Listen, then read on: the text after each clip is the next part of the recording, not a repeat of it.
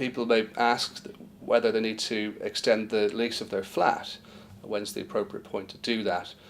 The market perception at present is that any residential lease that's got in excess of 85 years unexpired is perfectly saleable. Leases that are less than 85 and certainly less than 80 years are considered a distressed asset. So you have to look at the concept of a lease being a depreciating asset. When a lease is granted, typically they're granted for an original term of 99 years. At that point, the lease will have 100% of its actual long lease unimproved value. But as the term expires, the value of the flat actually depreciates, and that value goes into the freeholder's interest. So that depreciation effect is more radical when the lease gets to about the 85 mark. In fact, the actual premium payable accelerates rapidly when the lease drops below 80 years, because something called marriage value is suddenly payable on the calculation of the lease extension premium. Marriage value is something that's not that easy to explain, but I'll give it a go.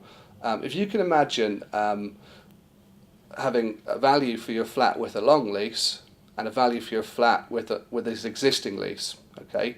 And the existing lease value is usually calculated by reference to a table. A surveyor would take a table and see what the unexpired term of the flat's lease is, adapt that by reference to the long lease value. The example would be, say your lease has got 75 years unexpired. With a long lease, your flat's worth £100,000. With its existing lease value, it's worth £80,000. The difference between those two figures is the marriage value. And under the statutory process, which you can extend your lease, you pay 50% of that marriage value to the freeholder if the lease is less than 80 years unexpired. You don't pay any marriage value if the lease has got in excess of 80 years. So, leading further on how you value what you pay to extend your lease. So the premium is calculated by reference to the unexpired term, the ground rent payable in the lease, and the unimproved long lease value of the flat. If you have a significant ground rent in the lease, that can also be a significant contributing factor to the actual appropriate premium payable.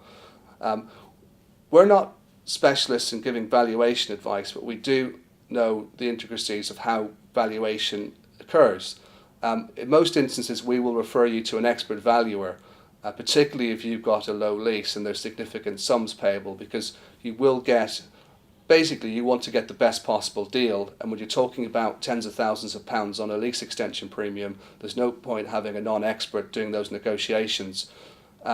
What we can do is give you a rough guide on what you might pay, but we'll always refer you off to an expert valuer who we've got confidence in, who is an expert in the leasehold reform sector.